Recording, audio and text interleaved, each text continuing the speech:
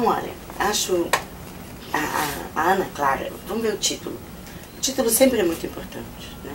Por quê? Vejam, interessante, conjuntura social. Conjuntura e ação social, cartografia. Cartografia da ação. O que é cartografia? Cartografia não é mapa, gente. O que é cartografia? A cartografia é toda a possibilidade de uma escritura do movimento no espaço. Então, o pensamento ele tem uma ação cartográfica, né? Assim como o pensamento arquitetônico, o pensamento das plásticas, da escultória, da música, né? Então, são demarcações, digamos, oscilantes e abertas, né? Movimentos anômalos que demarcam direcionamentos no espaço. Então, o que eu percebo é que existe também uma cartografia da ação que se refere ao gesto no espaço. Qual é o objeto? Concordo. Porque, veja bem, é cartografia da ação, pequeno ensaio de método. Então, está associado ao pensamento. Como você percebeu, né? Agora, também tem o objeto. O objeto é a prática social sobre o espaço. Ela marca o espaço. Então, uma coisa nós compreendemos que o edifício marca o espaço. Essa é a forma mais aparente. A outra forma, mais analítica e mais social, é perceber que a ação social marca o espaço. E isso é um avanço extraordinário. Porque nós trabalhamos, quando a gente trabalhava a questão do espaço no contexto do capitalismo industrial, o espaço aparecia como um processo de produção do espaço. Eu vou lembrar do Castells, por exemplo. O Castells dizia produção do espaço, consumo do espaço, gestão do espaço. Produção, consumo, apropriação do espaço, que é da dimensão econômica. E quando você fala o espaço na dimensão social, e você percebe que o espaço é marcado pela ação social, é um avanço no processo de produção do conhecimento sobre o processo espacial, sobre o espaço. Por isso, a importância da espaciologia como um contexto como um objeto, como um campo a ser estudado, a ser formado. É um campo a ser formado. Então, práticas correntes. Quais são as práticas correntes? Aqui também tem... Primeiro que eu queria mostrar uma coisa para vocês, que eu quero que vocês vejam como eu leio. Sabe por quê que isso é importante? Por causa da linha demonstrativa. Estou cada vez mais convencida que depois que você forma a linha demonstrativa do seu... Olha, eu construí a aula sobre a linha demonstrativa dela. Tá vendo? Eu até botei em vermelho, certo? Por que eu mostro isso? Porque é o método dela. Esse é o método. Encontrar a linha demonstrativa. Que é o grande desafio de um projeto, de uma pesquisa. Por isso que eu insisto tanto com vocês, quando a cada aula eu falo assim, gente, por favor, escreve a aula. Escreve essa interlocução que você fez da aula com o seu objeto. Por quê? Porque é um processo lento e na medida que você vai construindo os conceitos é que depois você vai montar a linha demonstrativa. Então, e o que vai acontecer com as pessoas, com a sociedade, que é muito grave. Agora, muita coisa eu posso ver que também para nós interessa, nessa análise, observar o objeto. O que quer dizer isso? Qual é o objeto do discurso de cada um desses atores? Isso é uma coisa nova. O discurso, ele está referido a quem? Qual a referência desse discurso? Ele está referido à sociedade brasileira ou ele está referido a cada um deles? os indivíduos que compõem esse campo político. E o campo político do Bourdieu ajudou, né? O campo político do Bourdieu ajudou você a entender o que nós estamos vivendo hoje? A teoria do campo político? Ajuda a, digamos assim, talvez não entender, mas dá bases para você começar a pensar, entendeu? Assim, pelo menos claro. Até onde eu fui. Sim, mas você queria falar? Não, na verdade era só um exemplo até do que o Wallace estava colocando, né? Eu li recentemente um artigo, num jornal de internet e tal, que o David Harvey, né? Ele esteve aqui em São Paulo, né, por uma ocasião de um congresso, e aí ele estava colocando que ele, numa reunião com empresários capitalistas, enfim, ele estava defendendo lá um projeto que ele estava fazendo, e aí ele, para convencer os empresários, ele usou conceitos de Marx, né, para defender, mas não disse que era do Marx. Ele falou como se fosse conceito dele, né? E eles acharam fantástico. Fantástico, e aprovaram um projeto em função disso. Aí, assim, que coisa doida, né? Porque é isso, é uma coisa assim, a gente vai e volta, não sabe exatamente como, e também tem uma coisa do desconhecimento, eu acho, né?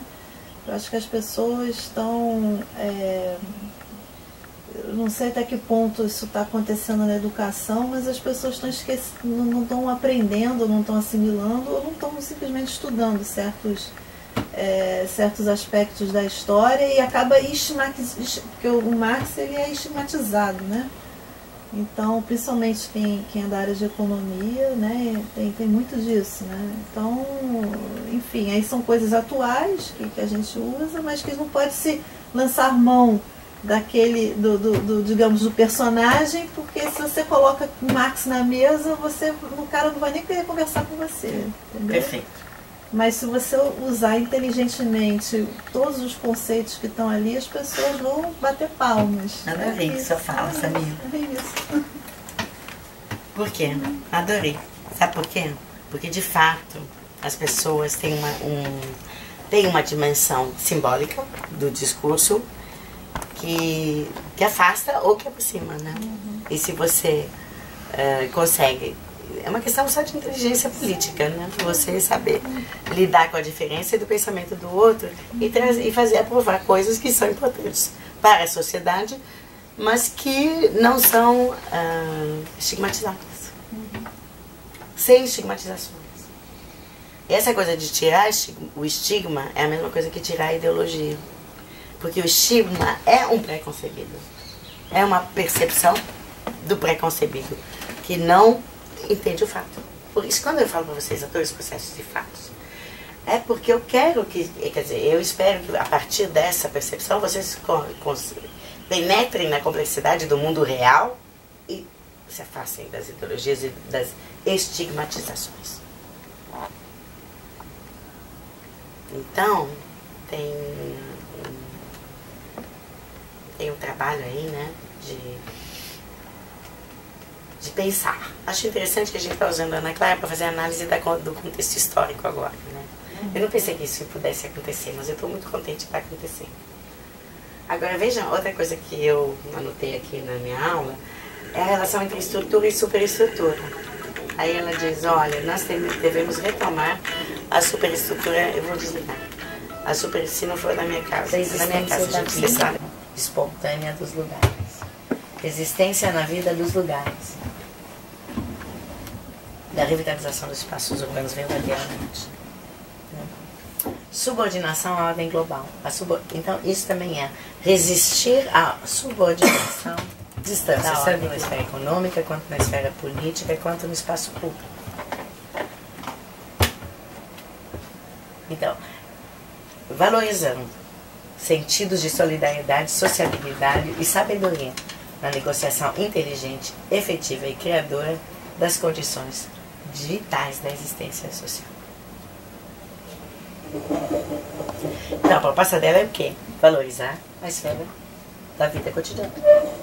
Que é o Lefebvre. Esse diálogo com o Lefebvre, com Milton Santos. ela só vai encontrar elementos de superação da resistência social na valorização das condições de existência no lugar. É isso. Ela está começando, olha que ela não fala em globalização, hein? Achei interessante isso. Eu é que trago para a coisa da globalização. Porque ela teve, ela realmente, a gente até hoje não sabe exatamente do que chamar isso. Pós-modernidade. Quando eu penso em pós-modernidade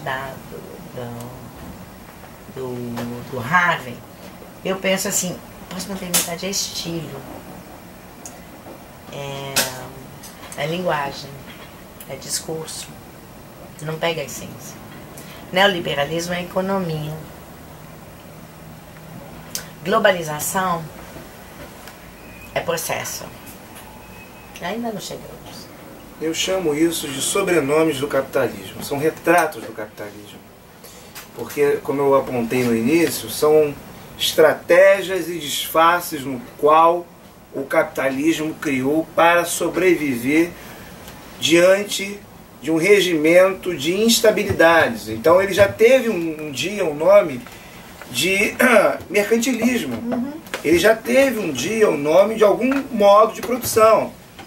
Não é asiático, mas você tem germes que você pode dizer, ó, isso lá na frente vai me cheirar o capitalismo. Ó, a Revolução Inglesa, a Revolução Industrial, os modos de vida do trabalho. Podemos dizer que nas condições de existência do capitalismo, ele teve digamos, uma toposfera, uma topografia de elementos que a gente possa se perceber em tipos de escritura. Na Índia, na China, no Oriente, ele vai ter outros retratos. Os intelectuais não podem se poupar de dizer o nome capitalismo.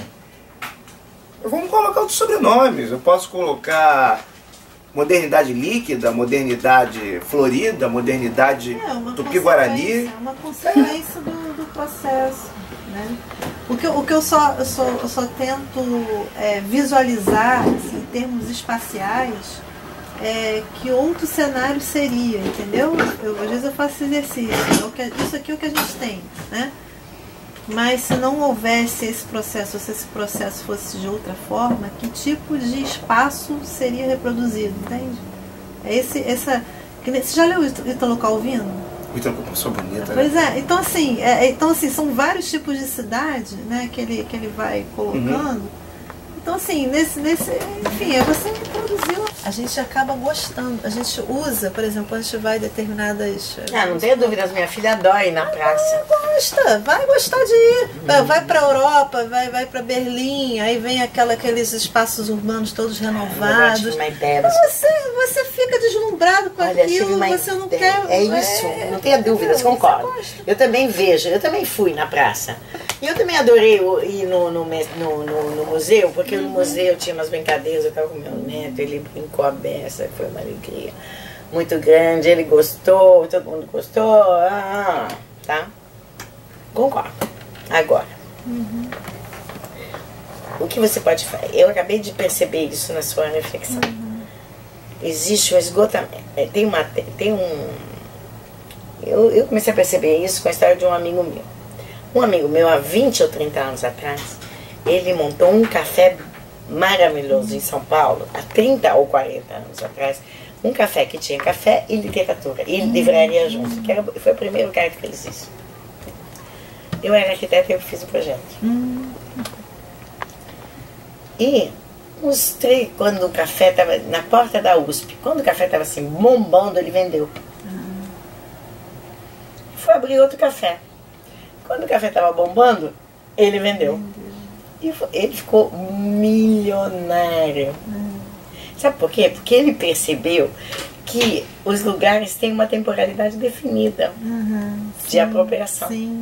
Porque as pessoas se cansam e querem coisas novas. Isso o Bourdieu já mostra no livro dele. Não sei se você leu essa parte, mas tem uma parte onde ele diz, olha, a moda é por causa disso, porque o ano que vem você não quer usar as mesmas roupas que você usou no ano passado. Então a moda vai se renovando. E porque as elites não querem, porque tem processo de distinção das elites. no momento em que as classes populares se apropriam, porque se apropriam daquela moda, é só você ir na feira que você vai ver todas as bolsas, aquelas bolsas que custam 5 mil reais por 200, né? Então, no momento em que se apropria aquela mercadoria que é simbólica da distinção, as elites têm que mudar.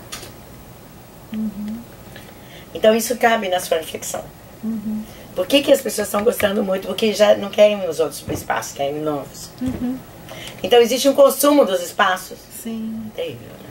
Eu tenho algo a acrescentar. De matriz capitalista, nas sociedades de matriz capitalista, diferentemente de um outro possível que o Ítalo Calvino vai apresentar, outro possível de cidade, é que até o século, digamos, XV e XVI, quando o homem pensava em ter, era esperável que algum ser divino produzisse aquilo.